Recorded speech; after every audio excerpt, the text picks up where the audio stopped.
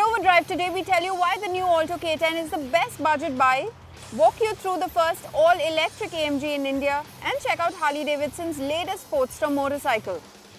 Hello and welcome to Overdrive. I am Soini Dutt. The third generation Alto K10 is here after a decade and it now sits on a safer high-tech platform, has a lot more space than the Alto K10 that it replaces, and now it also is the best budget buy in the country. And why do I say so? It's time to find out.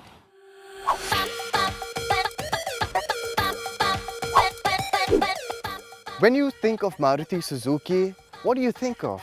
Chances are it's going to be the Maruti 800, but there's another car that's as synonymous and as successful for the brand, and that's the Alto. The new gen Alto finally moves to a new gen platform. It's the high-tech platform that underpins other Maruti Suzukis with the exception of the new Brezza and upcoming Grand Vitara, which are on the more robust Global C platform. Essentially though, high-tech cars are made with higher tensile strength steel at their core for better impact absorption, better handling and more stability. With the change in platform, the new gen Alto has grown in dimensions too. While it's substantially larger than the Alto 800, the exterior dimensions aren't far removed from the previous gen Alto K10, which went off sale in 2020 in the transition to BS6. The wheelbase has gone up on both, however, which we'll get to since it's such an important part of the new Alto. The new Alto K10 looks familiar, doesn't it? With a lot of the new Celerio in its grille and upturned headlights and smallish taillights. We also see a bit of Hyundai i10 and Santro in it, but the end result is that it's cheery, inoffensive and mostly inconspicuous. The steel wheels are 13s and made downsized 145 section tires. Most people might not be bothered too much about that since the trade-off in handling will likely positively affect efficiency in the real world.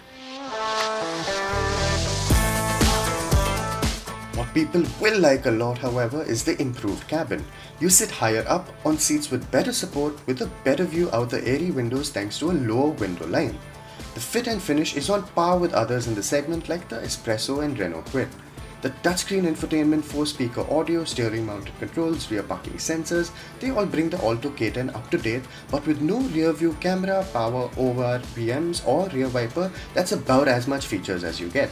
Even the instrumentation nixes the tacho but does have trip meters, average consumption and distance to empty readouts. Jumping out of the front seats of the Alto into the rear kind of show you just how much bigger the car has become. I still find it hard to believe that this is an Alto just because of how much space I've got back here. The seat is set to my height, about 5'10" and a half, and there's a lot of room back here. It's quite surprising for an Alto. Now, there is some typical Alto traits. The headrests are fixed and they end at a slightly strange angle, but there is enough headroom and there is space for 3 in a pinch.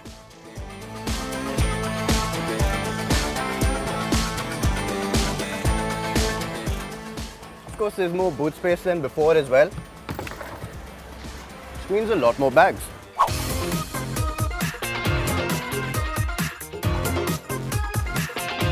The Alto K10 runs an updated BS6 compliant 1-litre 3-cylinder petrol engine with 67 PS and 89 Nm of torque mated to a 5-speed gearbox. Our impressions of the manual are first.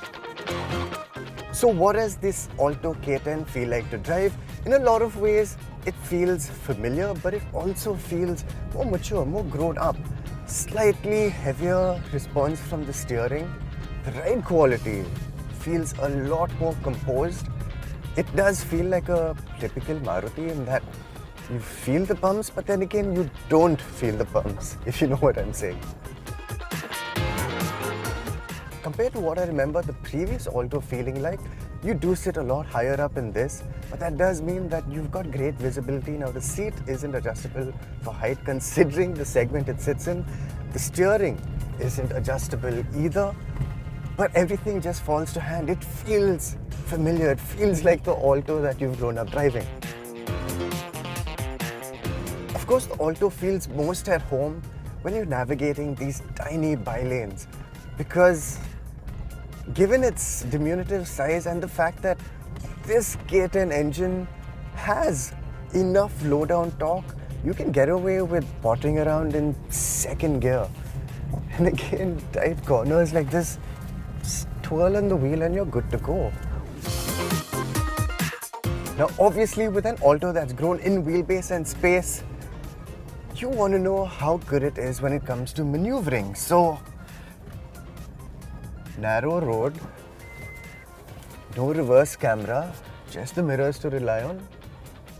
This slightly heavy, very natural feeling steering does come into play. Wait, there is several turns lock to lock. Will it make it? Oh yeah, it did, with a lot of room to spare.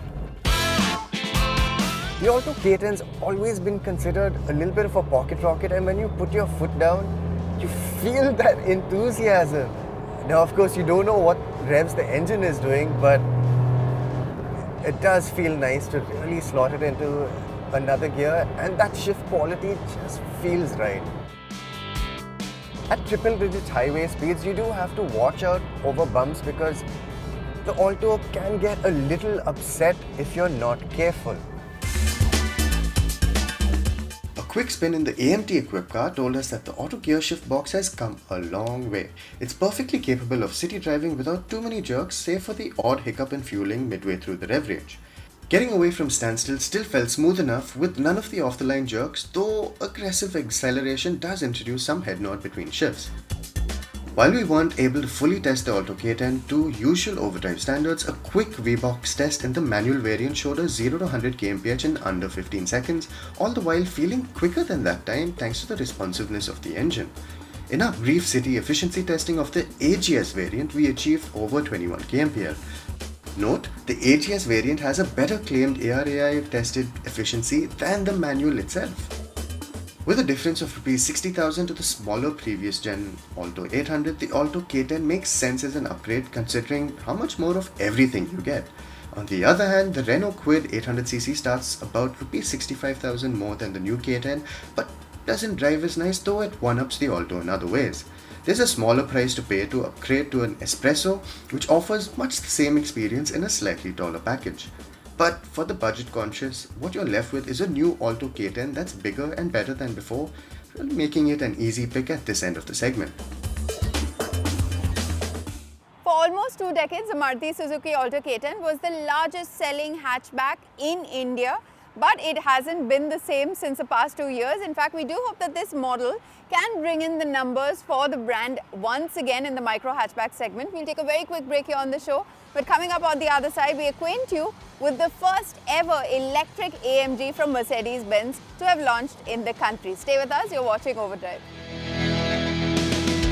Welcome back, you're watching Overdrive. Now, it's been a big week for Mercedes-Benz in India. They have launched their first ever all-electric AMG in the country, starting at 2.45 crore rupees.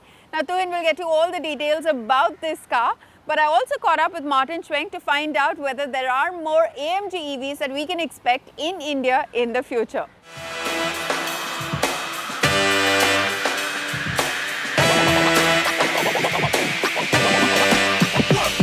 Now we've been waiting for the EQS to come to India for a while, but the wait seems to have been worth it because what you see here is the Mercedes-AMG EQS 53, the first all-electric AMG. Now don't go by this 53 moniker because this EQS is right up there with the maddest that AMG has to offer.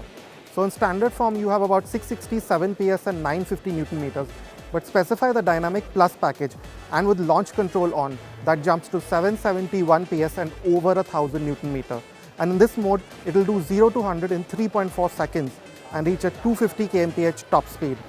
And in the standard mode, it drops marginally to 3.8 and 220 kmph. Now the EQS AMG 53 uses AMG specific motors which give you the added performance through more wiring. And that wiring lets more current pass through, and that's how you get the added performance along with the software tweaks. Of course, the battery pack is the same 107.8 kilowatt hour unit that you find in the standard EQC, but range has reduced with the performance focus. So now you have a maximum of 580 kilometers. And along with the other changes made, what has remained the same is the structure. It's the same EVA2 architecture that you see in the standard EQS. Now the general look of this EQS AMG is largely similar to the standard one because it is a heavily revised version of that car. And you have that same aerodynamic efficiency here. It's not as good as the standard one. This one is 0.23 compared to the 0.2 of the standard EQS, but again, it's very close. Now, as for the changes specific to this AMG model, of course, you have the same bulbous sort of streamlined look for the sake of efficiency, but you get these digital lights as standard and this full width LED light signature, which is an EQ trait. Now these Pan America grills have been a signature part of every AMG that's come before, and that has been carried over to an extent with these vertical strakes. Again, another signature AMG trait is these fins here, and like in other AMG, it is functional, but the use of that is that it creates a sort of curtain over these front wheels, so there's less drag around the front wheel. Coming below, you can see that those glossback elements are repeated with this more pronounced splitter here.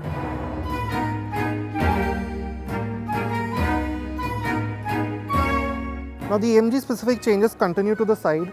You get those typical AMG colors like this selenite grey, which looks so striking in every AMG, it's still here again. And you get these massive alloy wheels. You get a choice of 20 and 21 inches. And they look impressive as they always do in AMGs. But as you can see with this ring over here, it's again an aerodynamically optimized design to reduce drag. Now another change to the side is this slightly more pronounced sill here with this gloss black. You also get an AMG specific all-wheel drive system, which becomes more rear biased in the Sport Plus mode. Now that mode is specific to this version too, and along with that you also get air suspension. Now this is quite similar to what you see in IC engined AMGs, but it reacts a bit quicker, so it's even more reactive to changes in the road surface. Now once you're inside the EQS, of course this massive 56-inch hyper screen is what catches your eye immediately. It's a flat plane of glass right from one end to the other, and it's got some crazy specs. It's got 8 GB of RAM and so on. So it's pretty much 3 big tablets right in front of you. And you would think that such a big screen would be a bit difficult to use, but the buttons are large, especially these climate control buttons. They're large, they fall to hand easily.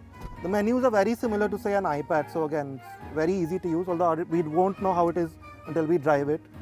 And of course, it's still an electric S-Class, so you have that same level of plushness. Everything you touch is either leather or a micro suede material, which are again specific to this AMG. These AMG seats, these are specific to the EQS 53, and you have these carbon fiber touches here, this stitching over here, which I'm sure we can spec up in as many colors as you want. More AMG touches, this very typical AMG steering wheel with the logo here, these two ridges which point to it being an AMG, these toggle switches which we've come to like so much. More carbon fiber here, a big sunroof. Now specific to this EQS AMG is a Sport Plus driving mode. Like in other AMGs, you can change the drive modes, the suspension and so on, but an AMG is always known for its distinct aural character, and that has been continued in these sound modes. So either you can choose between balanced, which is a more softer setting, sport when you're just cruising maybe on a road trip, and when you really want to go fast and feel the rush of it maybe, then you have this powerful sound mode. And that just changes with the drive modes as well, like in any other AMG. Now the EQS's 400 volt electrical architecture lets it charge at up to 200 kilowatts, which means you can add about 300 kilometers of range in 19 minutes from a 200 kilowatt charger. Along with this, Mercedes-Benz is also widening its charging network, and there will be 180 kilowatt as well as 60 kilowatt fast chargers throughout the country very soon after this car launches. Now for the price, this EQS 53 costs 2.45 crores, and the first batch will have 50 units coming to India as soon as bookings open today. Mr. Shank, thank you so much for joining us on CNBC TV 18 on Overdrive. Big day for Mercedes-Benz, the first ever electric AMG now in India. How many bookings can we expect? How many have been allocated for India? And also, when will the deliveries begin? Yeah, I mean, I should maybe say, before we go into these details, I would clearly say for us it's a great moment today to start with an EQS AMG 53. This car is a niche car. You saw the price, 2.45 crore. It's definitely for the aspiring, high-tech loving, sportiness enthusiast, and that's what we're doing with that. And so it will be relatively low numbers, but it opens the hearts and the minds of a lot of customers, I'm convinced. So very low numbers at this stage. Yeah, say 2-digit figures we're talking here. Okay. Yeah, but then subsequently with the local production will go significantly higher. We also go a little bit lower in price, and that will definitely have a wide appeal to many customers then. What about the AMG brand in particular? What is the plan? Will we see more EVs coming in from the AMG brand? Yes, AMG will become an electric brand as well. We will have conventional AMG launches. We're not stopping, not on AMG and not on Mercedes core brand. We still will have new products coming. But the future, and if I go now 24, 5, 6, 7 and so on, also AMG will move into an electric brand. For India? For India, we will also go that direction for sure. Well, Mercedes is on a roll with a product offensive once again. Up next, the Mercedes EQS will launch in the country just next month. And thereafter, we will see the 7-seater SUV, the EQB from the brand launching. We'll take a very quick break here on the show, but coming up on the other side, we will acquaint you with Harley-Davidson's latest Sportster motorcycle. Welcome back, you're watching Overdrive. Now, is Harley-Davidson's new motorcycle, the Sportster S, a revelation, or is it wandering around in the dark here in India? It's time for us to find out.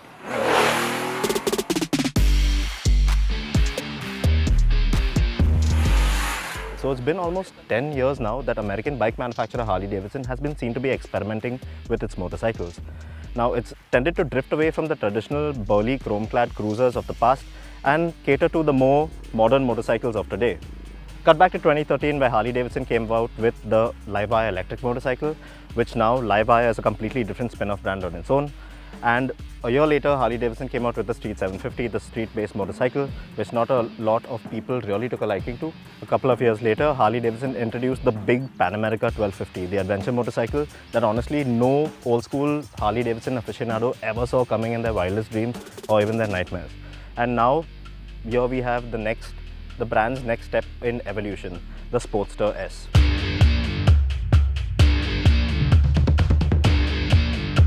Now, although Harley-Davidson is saying this is the next step in evolution, is this bike really an evolution or a revelation, so to speak, out here in India? Well, let's find out.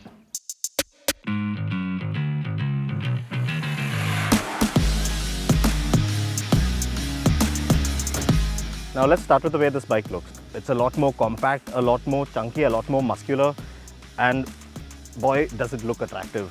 Up ahead, you have this big, nice, chunky 160 by 70 section 17-inch tire. It adds a great deal of bulk to the front end. Come up ahead, you have a nice solid 43mm fork, an upside-down fork. Not a lot of travel out there. You have an all-LED headlight unit with bulbs, indicators. Coming further up to the handlebars, well, you have this nice flat handlebar. It's sort of like a flat tracker handlebar, which will have you seated a little forward set. Well, but it's nice and wide apart, nice bar and mirrors on there. And the display, well, you have this 4-inch TFT display, something, once again, that traditionally breaks away from the old school Harley-Davidsons that you've been accustomed to seeing over the course of time. It's an all-digital display. Coming back to the tank, you have a nice 12-litre unit, which should give you a good amount of mileage out on the highway. You should be able to cover a good amount of ground.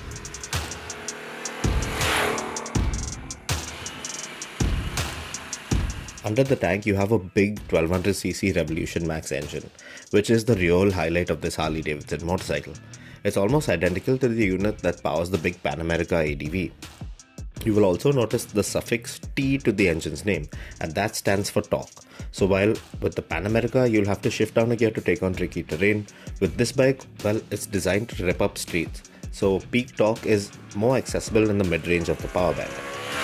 Like with the big ADV bike, the engine out here is a stress member in the frame, and that helps reduce weight.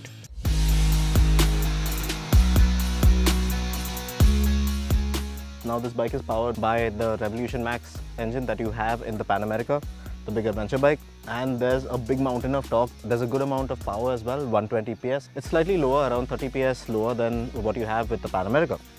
But in terms of torque, yes, it's around the same amount of torque, around 127 Nm, and power delivery is just phenomenal. Low down the power band, not so much so, around 2000 RPM, short shifting at that rev limit. Well, it does get a bit clunky, but once the needle goes north of that, man, this thing just flies.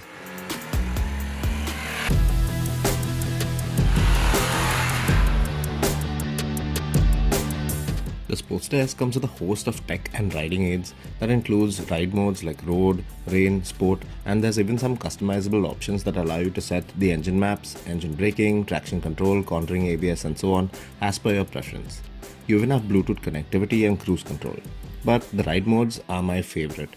In sport mode, this bike just goes ballistic and you'll have to really hold on tight to stay on the bike, which is exhilarating and unlike any other Harley-Davidson I've ever ridden before. So now in terms of ride and handling, as you can see, the ergonomics of it all, it will have your legs a bit forward set. This is the stock position, which is rather very cruisery. And the handlebars, well, it will have you hunched forward a bit if you're the same height as me, around 5'9". And it can get a bit cumbersome over long distances, honestly. You do have the option of another set of foot pegs where it's a little more mid-mounted, but that will cost you extra. That's a big setback with this motorcycle according to me, because in all honesty, Harley-Davidson have tried their best with this particular setup in terms of the chunky wheels at both ends, the weight of this bike around 230 kg. Given its wheel size alone, well, it's not going to be the best of handlers. Tuck it into a corner, it's not really all that comfortable. It just wants to sit up back straight. Lean into a corner, get off the gas. It does feel a little uneasy and out of place, but you always have to be on throttle, and with this particular machine. The ground clearance, not the best. It's at least 90 mm of ground clearance, so it's really low. Speed breakers can often be an issue. And of course, the suspension setup. Now, if you have a look at the rear and the front, not a lot of play once again. And this will take a toll on your back if you hit a bump. Given Indian road conditions, that's inevitable. And although the suspension settings are adjustable, you can adjust for preload, rebound and compression.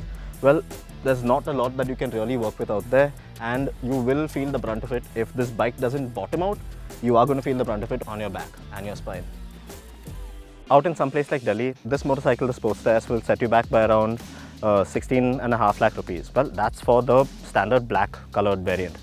This alternate colored variant, like the maroon, will set you back by 15,000 extra.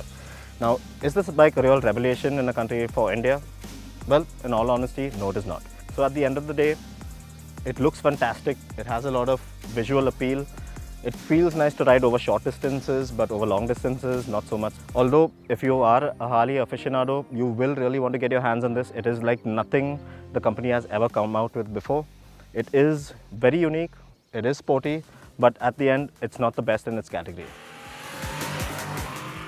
Well, with that, it's time for us to wrap up this week's edition of Overdrive. But remember, you can stay in touch with the team through Facebook, Twitter, as well as YouTube. And you can follow our latest updates on Instagram. We'll see you next week. Until then, goodbye. Many thanks for watching. Drive and ride safe.